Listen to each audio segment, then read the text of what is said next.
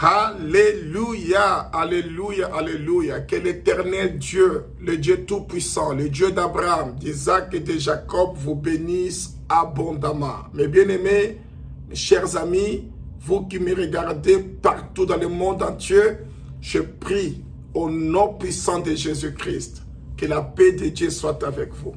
La grâce de Dieu soit avec vous. La faveur de Dieu soit avec vous. Que la protection divine soit avec vous. Au nom puissant de Jésus, soyez couverts par le sang précieux de l'agneau, notre Seigneur et Sauveur Jésus-Christ. Amen, amen, amen, amen. Alléluia. Nous continuons notre série d'enseignements sur les temps de la fin. Les temps de la fin. Et aujourd'hui, nous allons parler sur 3 sujets, 3 points très importants.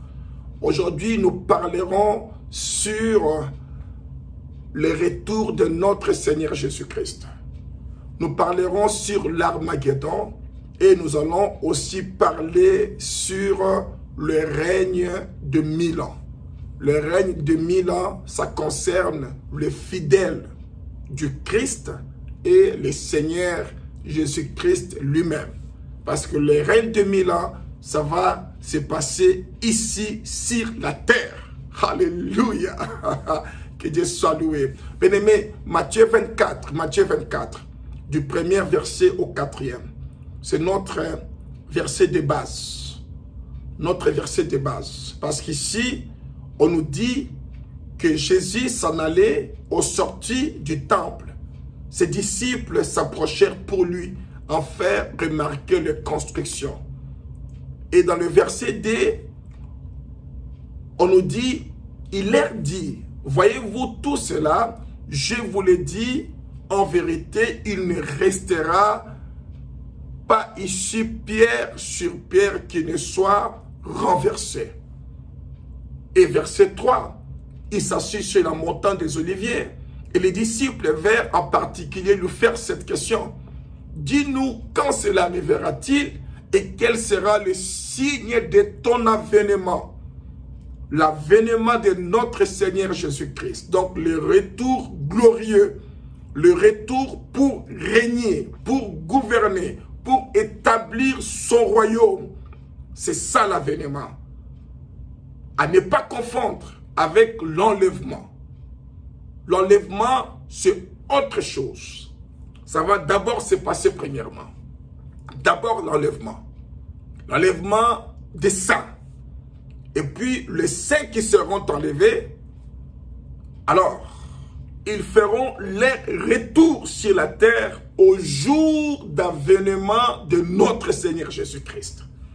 Alléluia. On fera le retour ensemble avec lui pour régner sur la terre pendant 1000 ans. Donc aujourd'hui, on parlera de ces sujets. D'abord, on nous dit, la question était, quel sera le signe de ton avènement et de la fin du monde? Jésus leur répondit, prenez garde, mes amis, que personne ne vous séduise. Parce qu'il y aura beaucoup de séduction à ce sujet. C'est très important, bien-aimé. Et de ne pas se laisser séduire par des mensonges, par de faux enseignements. Tout enseignement qui concerne les temps de la fin doit être basé sur la parole de Dieu. Sur la parole de Dieu. Ok.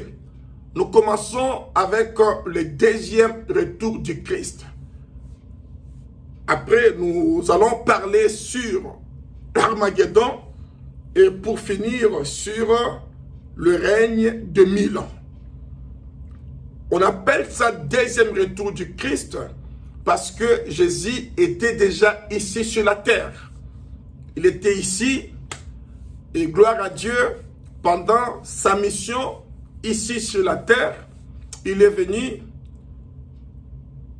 il n'a pas seulement guéri les malades, il n'a pas seulement multiplié les pains, il n'a pas seulement marché sur les eaux, il n'a pas seulement chassé les démons, mais il est mort pour nous il est mort pour moi, il est mort pour toi. Il a pris nos péchés, nos iniquités.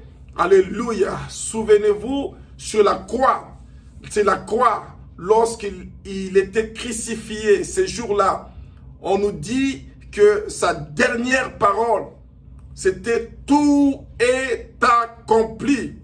Alléluia. Donc, c'était ça, sa première apparition sur la terre.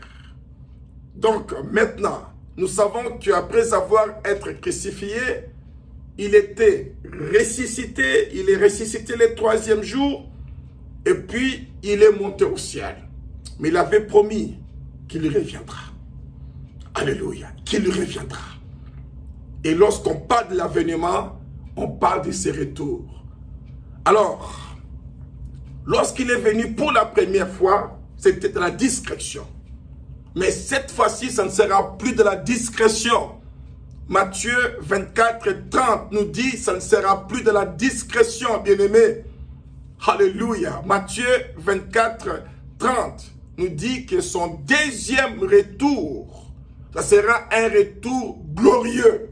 Je vais lire ça, Matthieu 24, 30. On peut lire ça ensemble. Et s'il vous plaît, bien-aimés, on doit avoir nos Bibles avec nous parce que nous allons beaucoup lire sur les Écritures. Matthieu 24, 30. Nous lisons au nom puissant de notre Seigneur Jésus-Christ. Matthieu 24, 30. Alléluia. Alléluia. Alléluia. Matthieu 24. Je suis ici dans Matthieu. Et voilà, Matthieu 24, 30 est là. On nous dit alors, les signes du Fils de l'homme, les signes du Fils de l'homme paraîtra dans les cieux, et toutes les tribus de la terre se lamenteront, et elles verront le Fils de l'homme venant sur les nuées du ciel avec puissance et une grande gloire. Une grande gloire. Ça sera un retour glorieux. Plus question de discrétion. Voilà pourquoi lorsqu'on vous dira que Christ est là, Christ est là-bas, ne croyez pas. Parce que le deuxième retour du Christ, tout le monde le saura. Alléluia. Alors, il va rentrer pour mettre fin au règne de l'Antéchrist. Il va mettre fin au règne de l'Antéchrist, au règne du dragon, du diable. Il va mettre fin. Il va instaurer le règne divin. Ça sera le commencement de sa royauté, de son règne. Souvenez-vous de la prière de notre Père, que ton règne vienne. Alors, le règne va descendre ici sur la terre. Le Fils de l'homme, l'agneau de Dieu, Jésus-Christ, Alpha et l'Oméga, il va régner sur la terre, bien-aimé. Et il ne sera pas seul, il sera avec ses saints. Alléluia. Donc, on met fin au règne de la bête qui est l'Antéchrist. On met fin au pouvoir démoniaque, satanique, diabolique sur la terre. On établit l'ordre divin partout. Il vient aussi délivrer les enfants d'Israël de ces grands complots qu'on parlera plus tard. Le complot d'Armageddon. On parlera de ça. Les enfants d'Israël et le reste qui était là, désespérés. Alléluia. Parce que nous savons très bien qu'ils vont invoquer l'Éternel. Ils vont chercher la face de Dieu. On en parlera. Et le Seigneur les écoutera.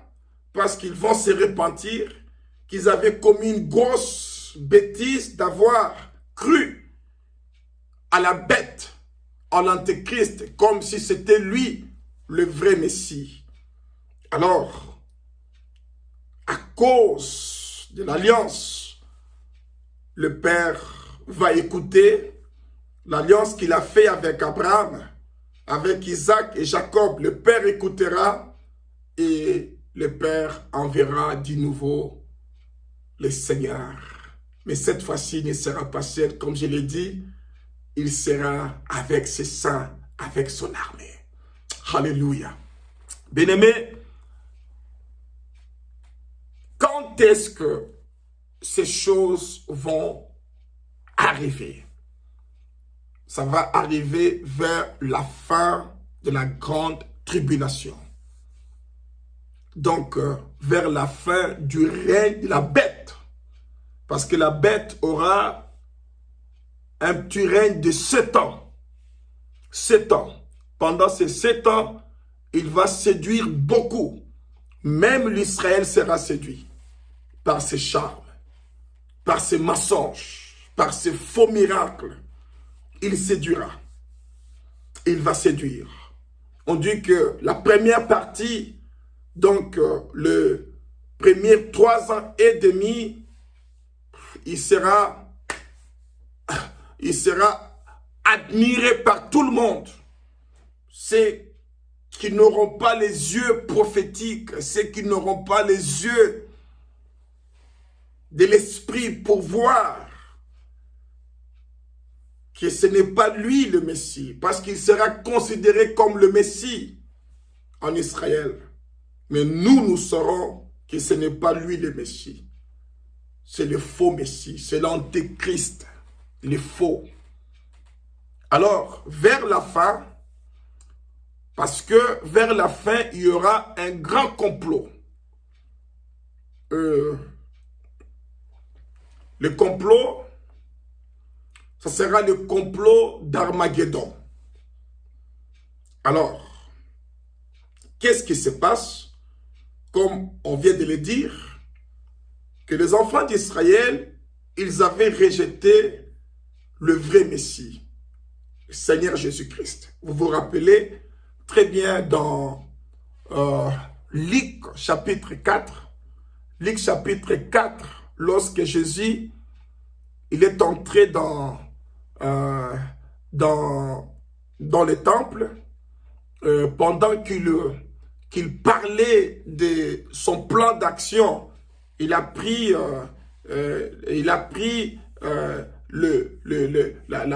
la prophétie du prophète Ésaïe 61, du 1er au 3e verset. Il a fait voir qu'on parlait de lui et que c'était de lui qu'on parlait, c'était lui le Messie. Il a répété ces paroles. Il a dit que c'est le moment, ce jour est accompli. Alors, dans le verset 23, on nous dit que Jésus leur dit, parce qu'il pouvait voir leur cœur, il pouvait lire leurs pensées. Je leur dis, sans doute, vous m'appliquerez ce proverbe, médecin, guéris-toi toi-même, et vous me direz, fais ici dans ta patrie tout ce que nous avons appris que tu as fait à Capernaum. Mais, ajouta-t-il, je vous le dis en vérité, aucun prophète n'est bien reçu dans sa patrie. Je vous le dis en vérité, il y avait plusieurs veuves en Israël du temps d'Élie, lorsque le ciel fut fermé 3 ans et 6 mois, et qu'il y eut une grande famine sur toute la terre. Et cependant, Élie ne fit envoyer vers aucune d'elles, si ce n'est vers une femme veuve à Sarepta, dans le pays de Sidon. Et puis il continua, il dit, il y avait plusieurs lépreux en Israël du temps d'Élisée. Et le prophète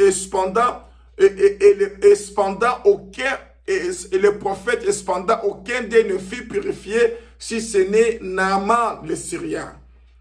Dans le verset 28, Luc chapitre 4, on nous dit, ils firent tous remplis de colère dans la synagogue lorsqu'ils entendirent ces paroles, et s'étant levés, ils chassèrent de la ville. Ils les chassèrent de la ville et le menèrent jusqu'au sommet, la montagne sur laquelle leur ville était bâtie, afin de le précipiter en bas. Donc Jésus a été rejeté. Ils ne l'ont pas accepté, ils ne l'ont pas reçu. Mais Jésus passant au milieu d'eux s'en alla. Et souvenez-vous de Jean 19, 15. Jean 19, 15. On nous dit on nous dit que les sacrificateurs, ils se crièrent, ôte, ôte, crucifie-les. Alors Pilate leur dit, crucifierai-je votre roi? Maintenant, écoutez les réponses des sacrificateurs. Ceux qui représentaient le peuple, ceux qui devaient connaître le Messie, ceux qui devaient avoir les yeux ouverts pour reconnaître le Messie, l'accepter.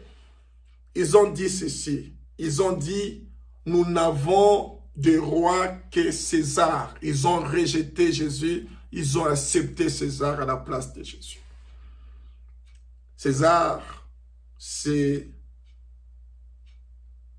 l'Empire romain. C'est le Rome, c'est la Babylone, c'est tout ce qu'on voit aujourd'hui. Donc, ce n'est pas étonnant qu'au retour de notre Seigneur Jésus-Christ, puisqu'il a été rejeté et remplacé par César, donc quand il viendra mettre fin au règne de César. Ça, c'est très important. Alléluia. Alléluia. Alors, maintenant, puisque ils ont été séduits, les enfants d'Israël, séduits par le charme de l'Antéchrist, pendant les 7 ans de son règne, à cause de tout ce qu'il fera pour eux, parce qu'il sera parmi les garants, la signature du traité de paix qui sera signé. Il va jouer un grand rôle pour la construction du 3e temple. Il va garantir la sécurité d'Israël contre tous ses ennemis. Il va faire beaucoup de bonnes choses, jusqu'à faisant même de miracles. Alors, ils diront, mais c'est lui vraiment le Messie. Mais, si vous vous rappelez de nos enseignements précédents, on a beaucoup parlé, je ne vais pas y revenir. À un moment donné, les enfants d'Israël seront déçus. Ils vont comprendre que celui à qui ils ont considéré comme Messie, ce n'était pas le Messie. Et moi, je sais qu'il y aura plusieurs situations qui vont prouver, qui vont faire voir, convaincre, si vous voulez, les enfants d'Israël que ce type n'est qu'un bourreau, n'est qu'un menteur, n'est qu'un envoyé du Satan. Ce n'est pas le Messie. Mais entre autres, ça sera le miracle que Dieu fera avec les 2 témoins, en accord avec Apocalypse chapitre 11. Bien-aimés, souvenez-vous qu'il y aura les 2 témoins de Dieu. Au moment où, d'un côté, il y aura l'Antéchrist et le faux prophète avec leurs faux miracles pour attirer la majorité de gens, des enfants d'Israël vers eux, leur faire adorer la bête, leur faire adorer Satan. Alors, qu'est-ce qui va se passer? Le Seigneur va élever les 2 témoins, le oint de Dieu. On avait bien dit qu'ils seront des Israélites, ils seront des Juifs, premièrement, et puis ils seront le oint de Dieu. Ils vont apporter le même message que Jésus avait apporté pendant son ministère ici sur la terre. Ils vont rappeler de ce message que le royaume des cieux est proche. Ils vont parler du sacrifice de la croix de l'agneau de Dieu. Ils vont parler sur la repentance. Ils vont parler de l'évangile, bien-aimé. Alors, les 2 témoins aussi feront des miracles. Alors, il y aura aussi des gens qui vont les croire. C'est vrai que ça ne sera pas tout le monde, parce que leur message, ça sera doux au niveau de la bouche comme du miel. mais amer au niveau des entrailles. C'est que la Bible nous dit dans Apocalypse 10. Donc, ce n'est pas tout le monde qui va accepter ce message. Alors, l'antéchrist et le faux prophète chercheront à tout prix pour le tuer, pour tuer ces deux témoins. Et dans Apocalypse 11, verset 7, on nous dit que lorsqu'ils vont terminer leur mission, lorsqu'ils finiront leur mission, ils seront tués. Ils seront tués par l'antéchrist et le faux prophète. Alors, on dit que leurs cadavres vont être laissés comme ça, en plein air, pour que les gens se moquent. Et pendant ce temps, les gens vont se faire des cadeaux partout dans le monde entier pour pleurer à l'antéchrist et au faux prophète. Alors, les gens vont dire, mais écoutez, réellement, c'était vraiment des gens qui sont venus s'aimer les troubles. C'est comme ça que beaucoup de gens croiront. Jusqu'à ce que, on nous dit, après les 3 jours et demi, il y aura quelque chose qui va se passer, bien-aimé. Quelque chose va se passer. L'Esprit de Dieu va descendre, va entrer dans le corps de ces prophètes, de ces hommes de Dieu, de ces témoins de Dieu. Ils seront ressuscités et une voix va se faire entendre au ciel, bien-aimé. Et ils seront pris. Alléluia. Et aussitôt, il y aura un grand tremblement en Israël. Je crois bien qu'en ce moment, ça va déclencher quelque chose. D'abord, ils vont comprendre que ces deux témoins, c'était vraiment les témoins de Dieu. Et que ceux-là qui les ont tués sont des ennemis de Dieu. À partir de ce moment-là, l'antéchrist et le faux prophète seront totalement, en grande partie, rejetés par les enfants d'Israël. Ils seront rejetés. Ils comprendront que ce sont des faux. Donc, l'antéchrist et le faux prophète. Alors, maintenant, ils vont tourner les regards vers Dieu pour demander à Dieu pardon, pour chercher la face de Dieu, pour dire à Dieu, mais écoutez, Seigneur, maintenant nous croyons tout ce que ces gens, donc les deux témoins nous disaient, c'était la vérité. Et qu'est-ce qu'ils disaient? Ils ont témoigné Jésus-Christ. Alors ils vont dire, mais écoutez, maintenant nous acceptons que c'est Jésus-Christ que nous avions tué. C'est Jésus-Christ que nous avions préféré qu'il meure, que César soit notre roi. Nous regrettons, maintenant nous reconnaissons que c'était lui qui était notre roi, notre Messie.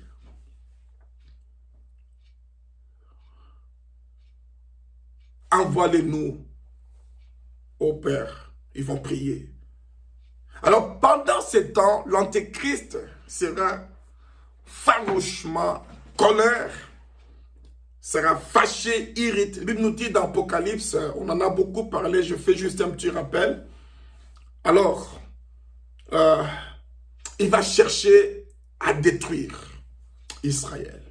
D'abord, il va se prononcer qu'il était Dieu sur les lieux saints, c'est les temples. Et puis, il va chercher maintenant à dominer sur les enfants d'Israël et sur tout le monde entier, avec son système de la marque de la bête. Donc, 666.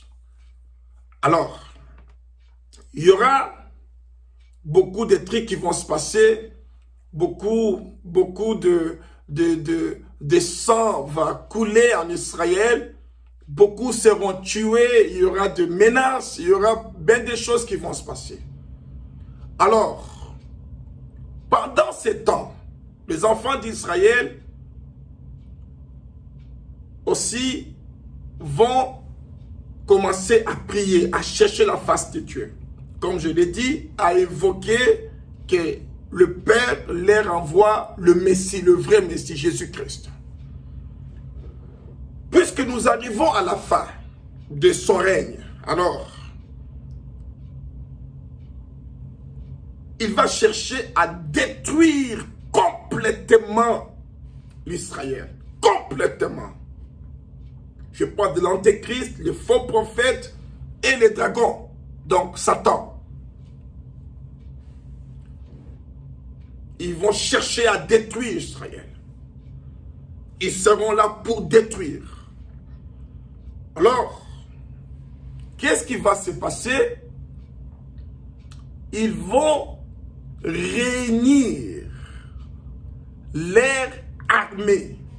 Toutes les armées, donc, de toutes les nations qui seront derrière l'Antéchrist. Souvenez-vous que nous sommes dans le nouvel ordre mondial. Nous sommes dans la globalisation. L'Antéchrist est le roi du monde. Donc, toutes les armées, presque toutes les armées du monde lui sont soumises. Il y a quelques exceptions, entre autres, on nous parle de la Jordanie et quelques endroits de l'Est, mais la majorité, toutes les armées, l'Afrique, on parle de toute la suite, Égypte, Libye, Éthiopie, donc c'est vraiment toute l'Afrique qui sera à sa suite. Et les pays occidentaux, et tous seront derrière lui. Donc, toutes les armées vont se réunir pour combattre Israël, pour détruire Israël. Nous sommes à la fin, nous sommes à la dernière minute du règne de la bête de l'Antéchrist. Mais suivez-moi très bien, parce qu'ici nous allons parler de l'Armageddon. Et c'est ça même l'Armageddon.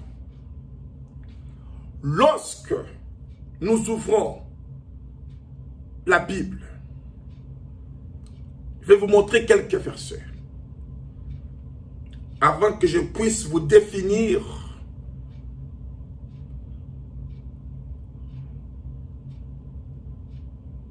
ces mots d'Armageddon. Dans l'Apocalypse 16, versets 12-15, on nous parle ici de cette fléau dans le chapitre 16 d'Apocalypse. Je rappelle que tous les fléaux, je crois que tous les fléaux vont se passer après l'enlèvement. Ici, nous sommes déjà après l'enlèvement. L'Église est déjà enlevée. Tous les fléaux. Pourquoi? Parce que les fléaux sont la manifestation de la colère de Dieu. Et nous savons que Dieu ne nous a pas appelés à sa colère. Donc, l'Église ne va pas connaître la colère de Dieu. L'Église sera prise. Mais il ne faut pas oublier, bien-aimés, que la grande tribulation, ce n'est pas la colère de Dieu. Donc, la grande tribulation, c'est par contre la manifestation de la colère de Satan à tous ceux qui l'auront refusé, à tous ceux qui l'auront rejeté, à tous ceux qui auront rejeté à son régime. Mais tous ceux qui accepteront son régime, de la marque 666, ils ne seront pas persécutés. Parce que beaucoup de gens pensent que la grande tribulation, c'est la colère de Dieu, donc Dieu va punir les mondes. Non, non, non, ce n'est pas Dieu. C'est Satan. C'est la bête. Par contre, les 7 sceaux, on nous parle de la colère de Dieu. Et ici, l'église ne sera pas déjà là. Et nous sommes déjà presque à la fin de la grande tribulation. À la fin, l'église serait déjà prise.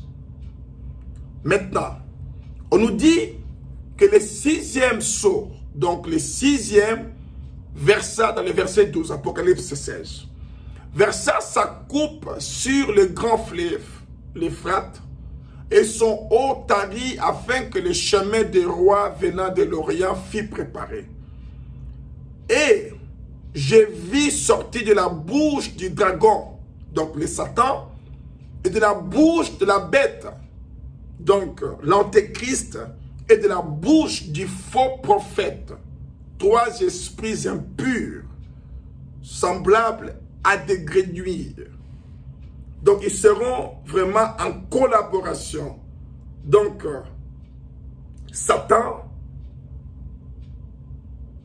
l'antéchrist et le faux prophète.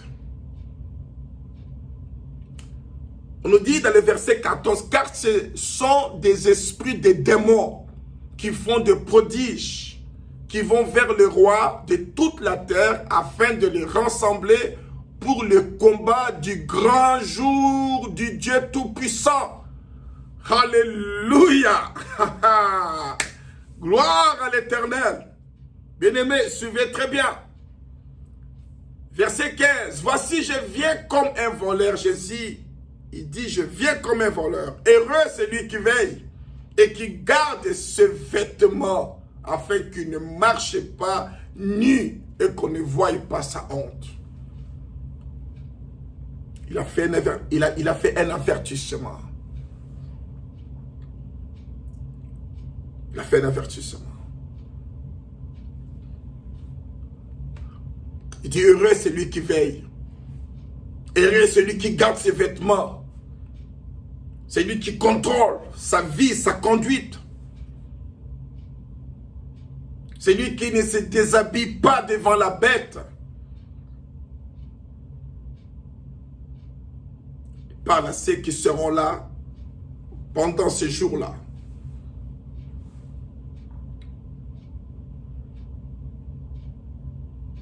Qu'on ne voie pas sa honte.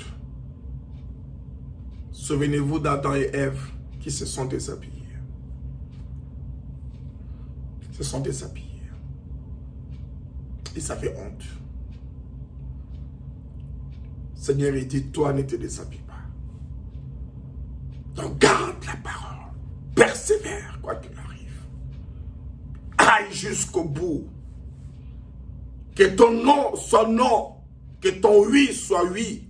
Nous disons oui au Seigneur, mais nous disons non à la bête. Quoi qu'il arrive, mon frère, ma soeur. Il faut que tu sois comme Shadrach, ou comme Meshach, ou comme Abednego. Ils ont dit non au roi. Ils ont dit non. Ils ont dit, on ne se pliera pas devant ta statue, quoi qu'il nous arrive. S'il faut le feu, nous sommes prêts à aller au feu. Ma sœur, mon frère, il ne faut jamais céder. On doit faire confiance à Dieu. Je ne sais pas où tu seras ce jour-là. Surtout, n'accepte pas la marque de la bête. N'accepte pas, ne te déshabille pas devant la bête. Ne te déshabille pas, mon frère, ma soeur. C'est le langage spirituel. Seigneur Dieu heureux, c'est lui qui veille et qui garde ses vêtements afin qu'il ne marche pas nu et qu'on ne voie pas sa honte. Verset 16. Ils rassemblèrent dans les lieux appelés en hébreu Armageddon. Donc, c'est un lieu de rassemblement. C'est un lieu de rassemblement. Armageddon. Un lieu de rassemblement. Le mot Armageddon, il y a deux mots dans ces mots. Il y a Arm, il y a Magidon, ou bien Magidon. C'est la même chose. Arm, ça signifie la montagne. Magidon, c'est un endroit, c'est un lieu. Donc, on nous parle de la montagne qui se trouve à Magidon. Dans ce même endroit, c'est là où on nous parle de la vallée de Jezreel. Pour ceux qui lisent la Bible, l'Ancien Testament, vous vous rappelez de Gédéon. C'est dans cette même vallée qu'il a battu les Madians. C'est dans cette même vallée que Déborah a vaincu sa bataille. Et c'est dans cette même vallée que nous allons vaincre la bête. Nous allons vaincre toutes ces nations qui se lèveront contre la volonté de Dieu, contre les enfants d'Israël. Bien-aimés, ils seront vaincus. Gédéon a vaincu dans cette vallée. Déborah a vaincu dans cette vallée. Et les saints, avec Christ, vaincront dans cette même vallée. Bien-aimés, lorsque nous lisons Zacharie 14, 1, 3, il nous parle de cet événement d'Armageddon. Il nous dit, voici les jours de l'Éternel arrivent. Il dit, et tes dépouilles seront partagées au milieu de toi. Il nous dit, dans le verset 2, je rassemblerai toutes les nations pour qu'elles attaquent Jérusalem. C'est le Seigneur qui dit, pour dire que c'est moi qui contrôle. Il dit que c'est moi qui contrôle. Il dit, la ville sera prise, les maisons seront pillées, et les femmes violées, et la moitié de la ville ira en captivité. Mais le reste du peuple ne sera pas exterminé de la ville. Maintenant, écoutez bien le verset 3. On va beaucoup lire dans Zacharie chapitre 14 parce que Zacharie nous parle de cette bataille d'Armageddon. Maintenant, verset 3 nous dit, l'Éternel paraîtra et il combattra ces nations, bien-aimés, ces nations qui se lèveront contre Jérusalem, qui seront rassemblées dans la vallée de Jezreel, au mont Magidon. Bien-aimés, l'Éternel combattra ces nations comme il combat au jour de la bataille. Alors souviens-toi qu'il n'a jamais changé, l'Éternel. Il est l'Éternel des armées, bien-aimés. Il a vaincu avec Josué. Il a vaincu avec Gédéon. Il a vaincu avec Déborah. Il vaincra avec eux. C'est ça, ces jours-là. Lorsqu'on parle de l'Éternel, on nous parle de notre Seigneur Jésus-Christ. Bien-aimés, nous allons voir comment est-ce que les choses vont se dérouler. C'est très important. Donc, vous voyez, l'Israël est entouré par ses ennemis. Toutes les armées se sont réunies et ils se préparent, ils planifient pour faire leur attaque contre Jérusalem. Ils attendent seulement l'ordre de faire le saut. On nous dit que entre Armageddon et Jérusalem, c'est une affaire à peu près de 70 ou 80 kilomètres. Si vous voyez, vous allez voir ça dans Google, vous pouvez voir, faites la vallée de Jezreel, c'est à peu près 70-80 kilomètres. Donc c'est là où ils vont se réunir, ils vont se ressourcer, ils vont étudier leur stratégie pour descendre et envahir totalement Jérusalem. Les mêmes qu'ils ont fait en l'an 70. sont entrés, ils ont détruit le temple. Mais cette fois-ci, ils se sont trompés. Ils se sont trompés, bien-aimés. Je prie au nom puissant de Jésus-Christ que tous les plans de l'ennemi s'attendent contre toi, qu'ils se trompent. Qu'ils se trompent. Que tu sors victorieux. Que tu sors victorieuse. Au nom puissant de Jésus-Christ.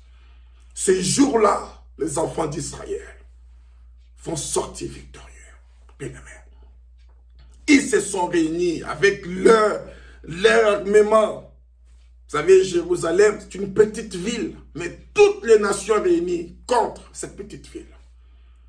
Qu'est-ce qui se passe? Pendant ce temps, en Israël, on prie. Ils prient. Souvenez-vous qu'ils ont compris que ce monsieur qu'ils avaient accepté, qu'ils avaient couronné comme le roi d'Israël, n'était qu'un loup caché dans la peau de l'agneau.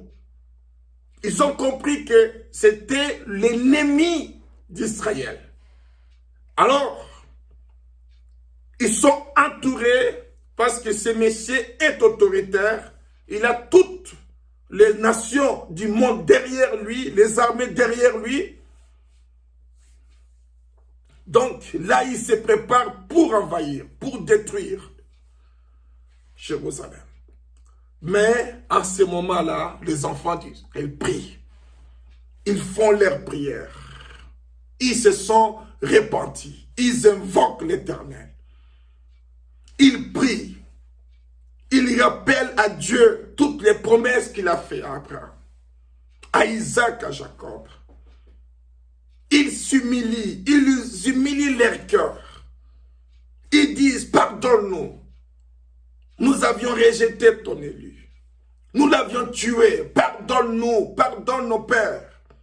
Souvenez-vous de la prière de Daniel. Ils vont faire la même prière de Daniel. Ils vont demander pardon à leurs péchés, pardon pour leurs parents, pour tout ce qui s'était fait. Ils vont prier, mais désespérés, mes bien-aimés, désespérés, parce qu'ils sont entourés. Toute leur confiance, c'est en Jésus-Christ, en Dieu. Déjà, on venait de lire dans Zacharie 14, 1, 3, que déjà, il y avait des maisons qui étaient détruites, des femmes violées. Déjà, il y avait des choses bizarres qui se passaient en Jérusalem, bien-aimés. Mais la grande partie se trouve encore à la vallée de Jezreel, à Armageddon. Ils attendent le coup d'envoi. Wow. Maintenant, qu'est-ce qui va se passer? Qu'est-ce qui va se passer, bien-aimés? Qu'est-ce qui va se passer ici? Alléluia. Béni soit l'Éternel. Que l'Éternel Dieu, je prie pour toi, mon frère, ma soeur qui me regarde, qu'il sème la confusion dans les camps de tes ennemis au nom puissant de Jésus-Christ. Alléluia. Alléluia. Que Dieu soit loué. Zacharie 14 et 13 nous dit qu'en ces jours-là, l'Éternel produira un grand trouble parmi eux. Il produira une confusion dans les camps de l'ennemi. Il dit, l'un saisira la main de l'autre. Ils lèveront la main les uns sur les autres. Il y aura, pendant qu'ils se préparent, parce que jusque-là, on est encore dans, c'est-à-dire que, vous voyez, c'est-à-dire que le deuxième retour de notre Seigneur Jésus-Christ, et ça va se passer au même moment, pendant que sur la terre, il y aura l'Armageddon. Vous voyez, donc, sur la terre, il se prépare, et pendant qu'il se prépare, le Seigneur va semer les troupes dans les camps de l'ennemi. Donc, l'armée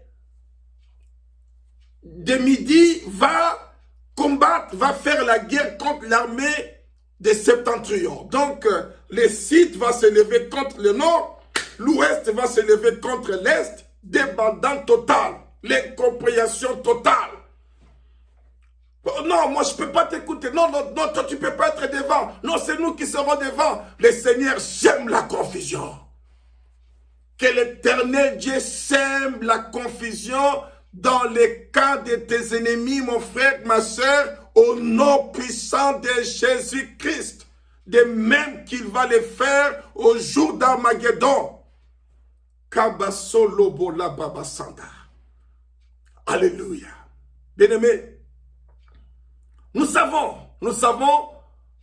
que l'Apocalypse 17, 14, 18 nous dit, l'Apocalypse 17, 14, 18 nous dit, ils combattront contre l'agneau.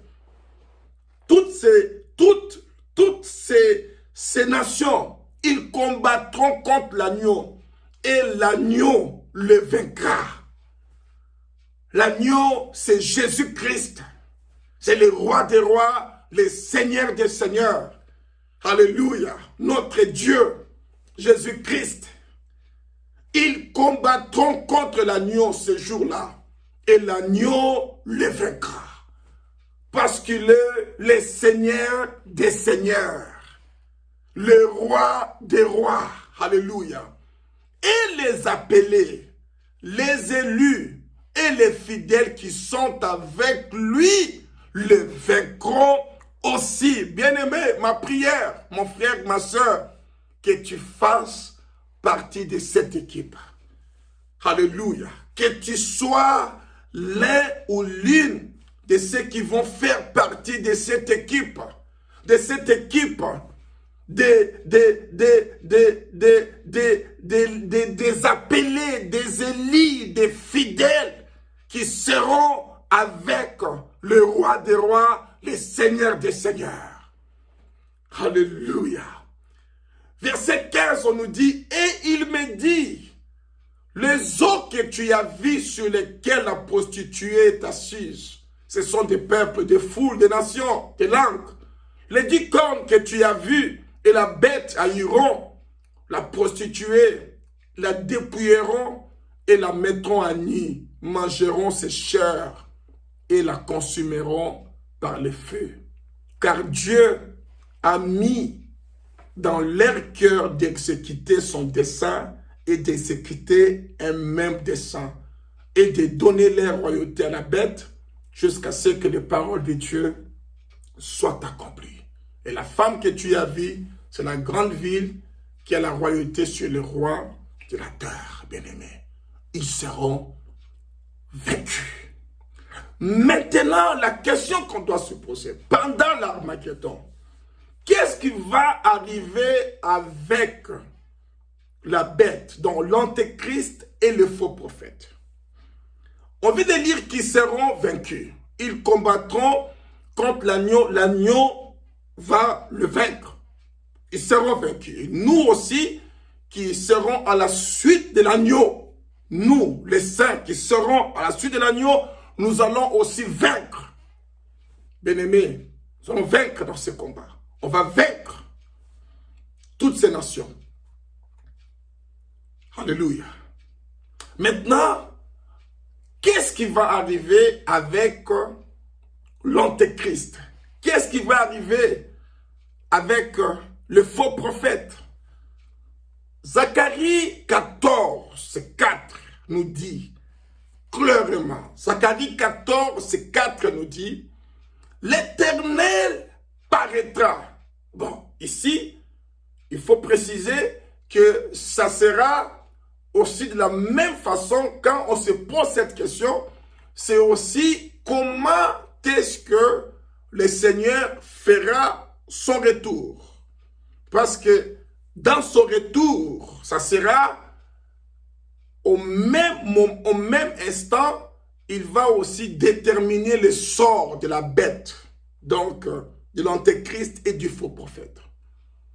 Et Zacharie nous dit que l'Éternel paraîtra, il combattra ces nations comme il combat comme il combat au jour de la bataille. Et verset 4. Verset 4 et 5, c'est très important pour moi.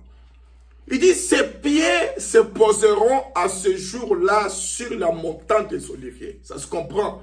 Parce qu'il a été monté. Souvenez-vous que Jésus-Christ est monté. Il est allé au ciel sur la montagne des Oliviers. C'est là où il était, c'est là où il montait. Il était là-bas avec ses disciples. C'est là où ils se sont dit, au revoir, à bientôt. C'est là où il montait, ça sera le même endroit que ses pieds vont fouler. Alléluia. Il n'y a pas d'hasard, mon frère, ma soeur, avec Dieu. Il n'y a pas d'hasard. Zacharie 14, 4 nous dit que ses pieds se poseront en ce jour-là sur la montagne des Oliviers, qui est vis-à-vis de Jérusalem, du côté de l'Orient. Donc, cette montagne, c'est vraiment à l'est de la vallée de Jezreel. C'est de là que l'armée de l'Éternel va faire sa descente.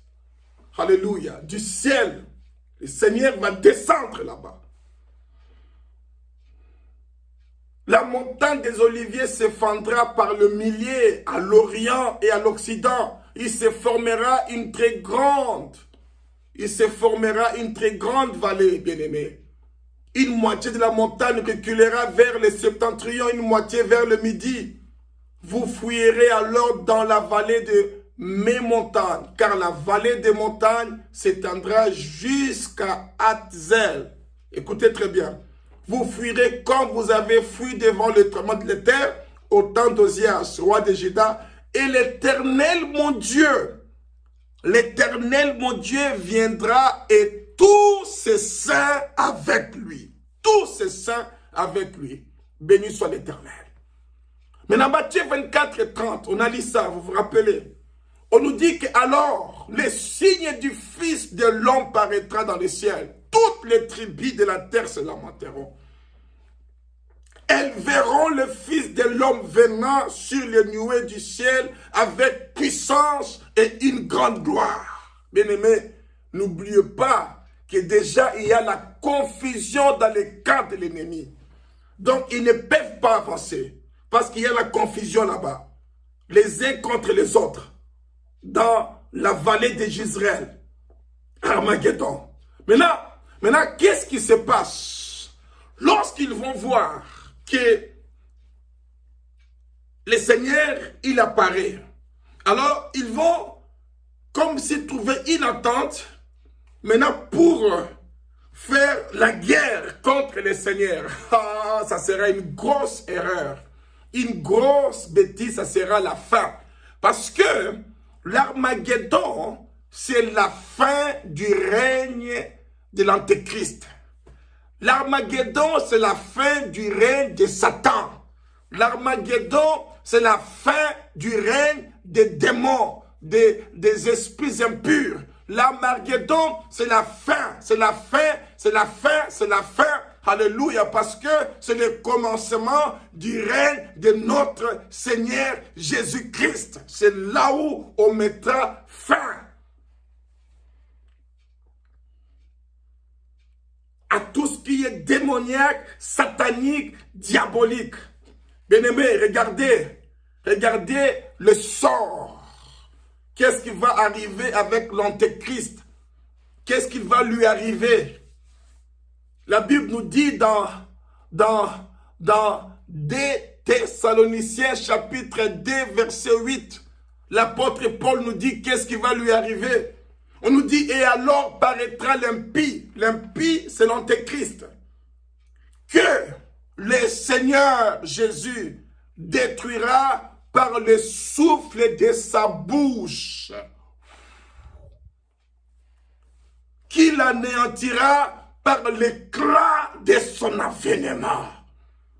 Bien-aimé, rien que l'avènement là, le retour là, lorsqu'il va descendre sur le mont des Oliviers et il fait son avancement vers la vallée de Jezreel, là où se trouverait la bête, l'antéchrist, les faux prophètes. Là où ils vont chercher à se rassembler pour combattre celui qu'on ne peut pas combattre. Pour chercher à vaincre celui qu'on ne peut jamais vaincre. Parce que son nom, c'est le vainqueur. Alléluia. Oh, Jésus, béni soit ton Seigneur. On dit que rien que par l'avènement, bien-aimé, l'éclat de son avènement, bien-aimé, et le souffle de sa bouche, l'antéchrist, c'est lui qui faisait des miracles. L'antéchrist, c'est lui qui était le roi de toutes les nations. L'antéchrist, il sera fini. Fini, fini et fini. On dit il sera détruit, détruit. Détruit, bien-aimé, détruit. Alléluia. Béni soit l'Éternel. Et lorsqu'on lit Apocalypse 19, tu peux lire du verset 11 à 20, mais moi je vais lire de 17 à 20. Apocalypse 17 à 20 nous dit, Jean nous dit, et j'ai vu un ange qui se tenait dans le soleil. Il cria d'une voix forte, disant à tous les oiseaux qui volaient par le milieu du ciel, dit, venez, rassemblez-vous pour le grand festin de Dieu. Vous allez être rassasiés aujourd'hui. 18.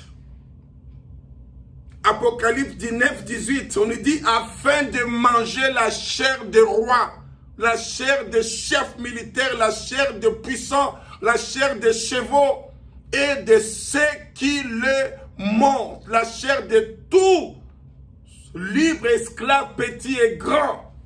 Et je vis la bête et les rois de la terre et leurs armées rassemblées pour faire la guerre à celui qui est assis sur le cheval et à son armée.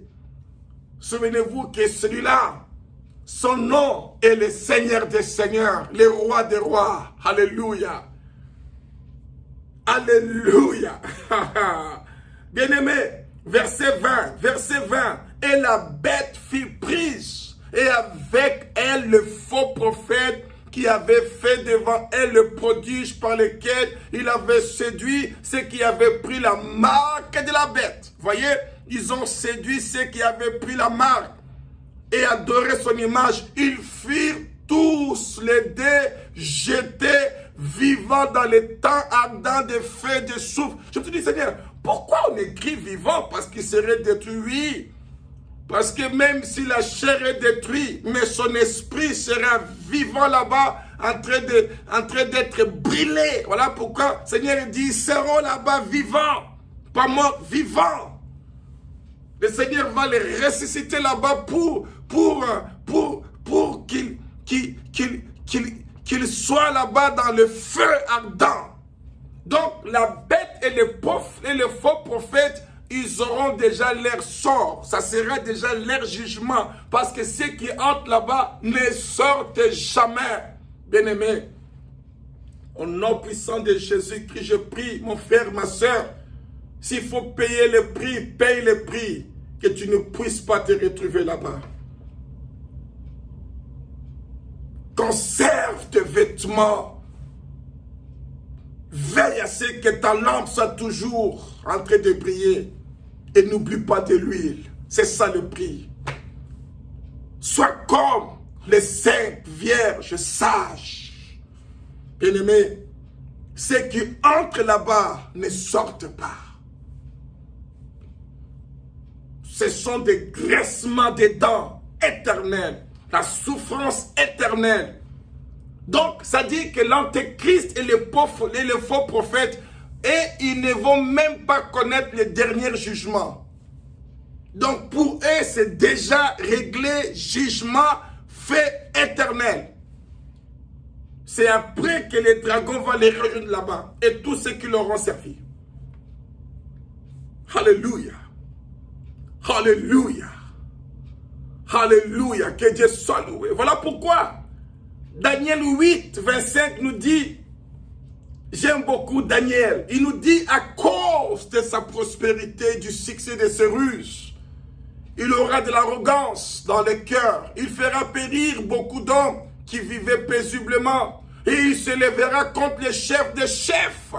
Contre les chefs des chefs. Mais il sera brisé sans l'effort d'aucune main.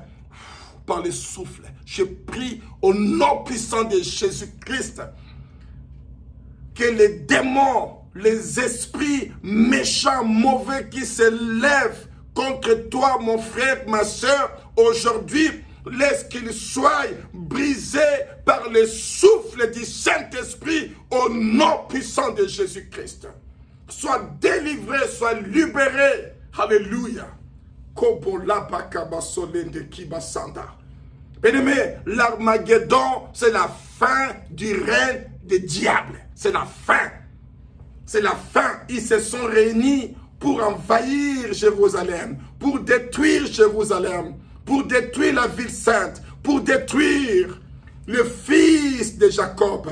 Ils se sont réunis, toutes les nations, toutes les armées. Ils ont oublié que c'était leur fin. De même que Pharaon, avec toute son armée, réunie pour aller combattre Moïse et les enfants d'Israël, ces jours-là, ils se sont trouvés sous la mer. Voilà pourquoi, quand ils ont dit, on chante un chant avec Moïse, les chants de Moïse, parce que le sort de l'Antéchrist, le sort du faux prophète, avec toutes ces nations, sera presque le même sort que Pharaon, avec toute son armée a connu. Le jour où ils ont fait l'erreur de poursuivre les enfants d'Israël. Bien-aimés, au nom puissant de Jésus-Christ, que le Seigneur confonde tes ennemis. Alléluia. Alléluia. Alléluia. Il n'est plus là. Il n'est plus là. Il n'est plus là. C'est lui qui semait la terreur. Il n'est plus là. C'est fini avec lui. Alléluia. Maintenant, qu'est-ce qu'on va faire avec les dragons? C'est fini. Le dragon est foutu, il est là. Donc, le dragon, bientôt, on va régler avec lui. Donc, c'est ça. Donc, là, nous passons au dernier point. Le règne de 1000 ans. Des saints avec Christ sur la terre. Et Christ lui-même. Parce qu'on régnera avec Christ. Mais avant de régner, il faut faire quelque chose. Parce que le dragon, il avait mis toute sa confiance à la bête, l'antéchrist et le faux prophète. Bon, avec les deux déjà, la bête et le faux prophète, c'est fini avec eux. Le dragon, il est là, seul. Puis j'ai vu, Apocalypse 20, premier verset au 6e. On va lire ça. Puis j'ai vu descendre du ciel un ange. Alléluia. Je crois que ça c'est Michael. J'imagine. Michael. Je pense que c'est Michael. Puis j'ai vu descendre du ciel un ange qui avait la clé de l'abîme et une grande chaîne dans sa main. Alléluia. Il saisit le dragon, le serpent ancien, qui est le diable et Satan. Il les lia pour 1000 ans. 1000 ans liés. Il les jeta dans l'abîme, ferma et scella l'entrée au-dessus de lui, afin qu'il ne séduisît plus de nations, jusqu'à ce que le 1000 ans fût accompli. Après cela, il faut qu'il soit délié pour un peu de temps.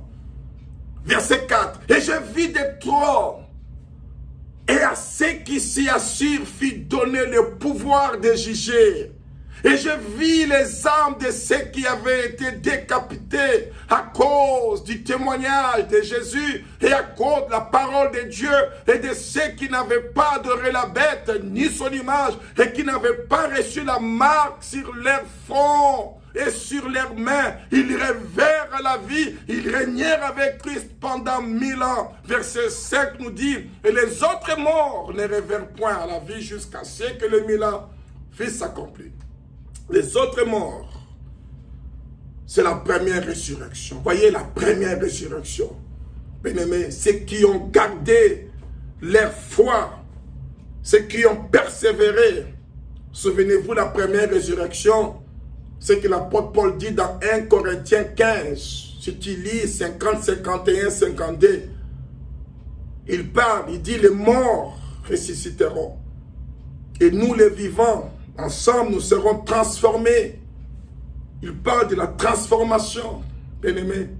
Et ce sont ceux-là qui seront transformés, qui étaient ressuscités, qui étaient avec Christ. Ce sont ceux-là qui sont revenus avec lui, qui vont régner avec lui, bien-aimés. Ils vont régner avec lui pendant 1000 ans. On régnera, bien-aimés. On ne mourra plus parce qu'on sera transformé. Nous qui serons enlevés, on sera transformés. Nous qui rentrerons avec lui. Et nous allons régner avec lui pendant 1000 ans. La vie va continuer, mais il n'y aura plus les péchés. Il n'y aura plus les péchés. Ça sera l'ordre divin. Ça sera les Shabbats de Dieu. Les Shabbats de Dieu bien-aimés. Alléluia. Verset 6 nous dit, heureux et saints ceux qui ont part à la première résurrection. La seconde mort n'a point de pouvoir sur eux, mais ils seront sacrificateurs de Dieu et de Christ, et ils régneront avec lui pendant 1000 ans. Donc, les règnes de 1000 ans, ça commence juste aussitôt qu'on descend, on finit avec la bête, le faux prophète, avec toutes ces armées-là, de toutes ces nations qui étaient à la suite de l'Antéchrist, parce que tous seront détruits. Souvenez-vous des oiseaux qui vont faire les festins. Alléluia. Il y aura des morts, bien-aimés. Et ça sera le commencement du règne de 1000 ans. Et le règne de 1000 ans, ça sera partout dans le monde entier. Partout dans le monde entier. Le Seigneur sera le roi des rois. En Afrique, en Asie, en Amérique, partout en Europe. Alléluia. Bien-aimés, ça sera la paix du Seigneur. Le règne du Seigneur. Alléluia. L'adoration, c'est l'adoration. La louange, c'est la louange. La joie sur la joie, bien-aimés. Alléluia. Alléluia. Nous servirons l'Éternel. Nous serons avec lui, bien-aimés. Nous allons gouverner avec lui. Nous allons régner avec lui. Nous allons juger avec lui. Le règne de 1000 ans. Ça sera le sabbat de Dieu. Alléluia. Souvenez-vous, lorsque le serpent est allé séduire Adam et Ève au jardin d'Éden, lorsqu'il a sémé les troubles, souvenez-vous, bien-aimés, il a trompé Adam et Ève. Alors, il avait le pouvoir entre ses mains. Et souvenez-vous dans Luc chapitre 4, verset 5. Il est venu tenter le Seigneur.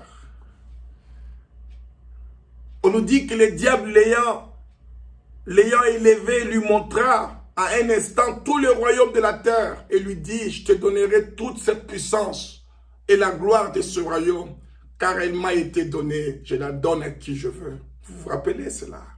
Il dit ça au Seigneur. Ça c'est le dragon. Il était fier. Il était fier. Il a voulu. Parce que si le Seigneur avait accepté, alors il aurait dit au Seigneur de ne pas mourir pour nous.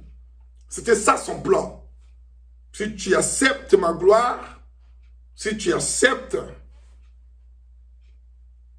ma puissance, mais ne meurs pas pour ce peuple.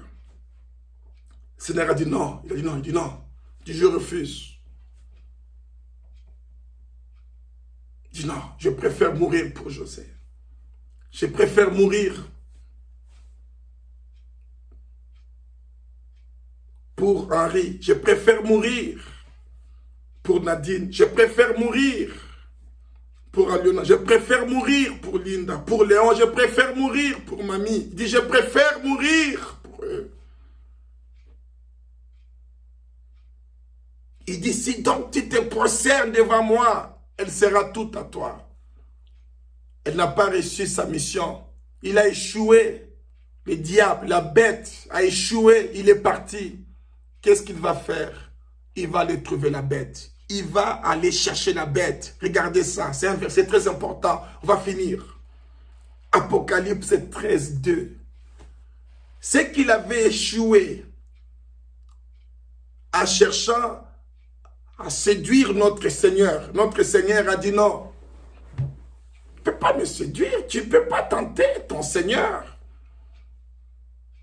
On nous dit ici que la bête que je vis était semblable à un léopard. Ses pieds étaient comme ceux d'un ours et sa gueule comme une gueule de lion. Le dragon lui donna quoi? Sa puissance, son trône et une grande autorité. La bête a accepté. En une seule condition, c'est de faire du mal à l'humanité. C'est ça. Bien-aimés, nous avons de l'intérêt à aimer notre Seigneur Jésus-Christ de tout le cœur. Bien-aimé, à le servir. Regardez, le Seigneur a souffert à cause de toi, à cause de moi. Parce qu'il n'a pas voulu nous trahir. Il a dit, je préfère mourir pour José. Je préfère mourir. Parce qu'il sait. Il dit, je sais que si je meurs pour toi, tu vas apporter mon évangile aux autres. Tu vas soutenir mon œuvre. Souvenez-vous de son rêve. Il dit, allez faire de toutes les nations mes disciples. Allez prêcher l'évangile. Le Seigneur ne nous a pas trahis, bien-aimés. Il a refusé ça. Il a refusé. Mais la bête a accepté pour nous imposer la marque, pour imposer. Et le Seigneur est venu pour les détruire. Ma sœur, mon frère, prêche l'évangile. Prêche l'évangile. Prêche l'évangile. Si tu veux régner avec le Seigneur pendant ces 1000 ans de règne sur la terre, bien-aimés, nous allons régner sur la terre. Il y aura la vie normale, mais nous régnerons. Nous serons des véritables élites, bien-aimés. Ce n'est pas ceux qui se disent élites qui ne le sont pas. Ils sont des élites pour faire du mal aux autres. Pour voler, pour tuer, pour trahir. Mais nous serons des véritables élites. Nous serons des élites de Dieu, bien-aimés. Des élites de Dieu. Alléluia. Alléluia. Seigneur, sois loué, sois béni. Alléluia. Seigneur, sois glorifié. Bien-aimés, nous devons prêcher l'évangile. Tu sais, le Seigneur attend de nous que nous prêchions la bonne nouvelle. Que nous annonçons la bonne nouvelle. Et il dit, je serai avec vous. Il dit, je vous garderai, je vous protégerai. J'agirai, je prendrai soin de vous. Alléluia. Merci Seigneur pour l'œuvre de la croix. Merci Seigneur d'avoir accepté de mourir pour moi. D'avoir accepté de mourir pour mon frère, pour ma soeur. D'avoir accepté de mourir pour ma maison, pour mon foyer. Merci Seigneur Jésus. Tu pouvais refuser Seigneur, mais tu as accepté. Tu as accepté. Béni soit ton Saint-Nom Jésus. Béni soit ton Saint-Nom mon Dieu, mon roi. Béni soit ton Saint-Nom des saints des saints de Dieu et de Dieu. Alléluia. L'Église, nous devons servir le Seigneur. Nous devons servir le Seigneur. Au nom puissant de Jésus-Christ. Alléluia. Bien-aimés, nous ferons partie de ce gouvernement divin. Nous ferons partie de ce gouvernement divin. Pendant ces 1000 ans, ça sera le repos de Dieu. Le serpent ne sera plus là. Le serpent ne pourra plus faire ce qu'il avait fait à Adam et Ève au jardin d'Éden. Ne pourra plus, bien-aimé, ne pourra plus. La terre, ça sera comme le jardin d'Éden. Le plan de Dieu va s'accomplir. La prière de notre Père sera exaucée ces jours-là. Le règne de l'agneau va descendre sur la terre. Le royaume de l'agneau sera établi, bien-aimé. Et le serpent, il sera enfermé. Le diable enfermé. Alléluia. Merci Seigneur. Merci Jésus. Alléluia. Et nous allons régner pendant 1000 ans. Pendant 1000 ans. Pendant 1000 ans. Ma sœur, mon frère, si tu n'as pas encore reçu Jésus-Christ comme ton Seigneur et ton Sauveur, invite-le maintenant. Si tu m'écoutes aujourd'hui, si tu n'as pas compris tout ce que j'ai dit, mais laissez-moi te dire une chose. Si tu reçois le Seigneur Jésus-Christ comme ton Seigneur et ton Sauveur, ma sœur, mon frère, tu seras sauvé. Tes péchés seront pardonnés. Et tu auras la vie éternelle. Tu auras la vie éternelle. Alléluia. Et si tu te sens concerné, si tu veux, prie avec moi maintenant. Juste ferme tes yeux et répète ces paroles avec moi. Dis, Seigneur Jésus, je viens à toi. Je reconnais que je suis un pécheur. Je reconnais, Seigneur, que j'ai péché contre toi. Jésus-Christ, pardonne mes péchés. Pardonne mes iniquités. Pardonne mes transgressions.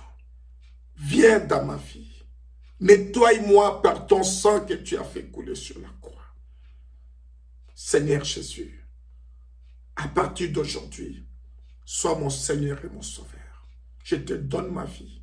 Règne, domine pour toujours. Cher Saint-Esprit, remplis-moi. Dirige-moi, oriente-moi.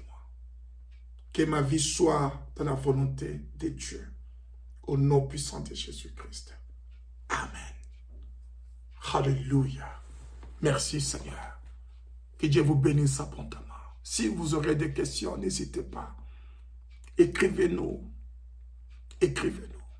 Nous allons répondre. Nous allons faire tout pour répondre à vos questions.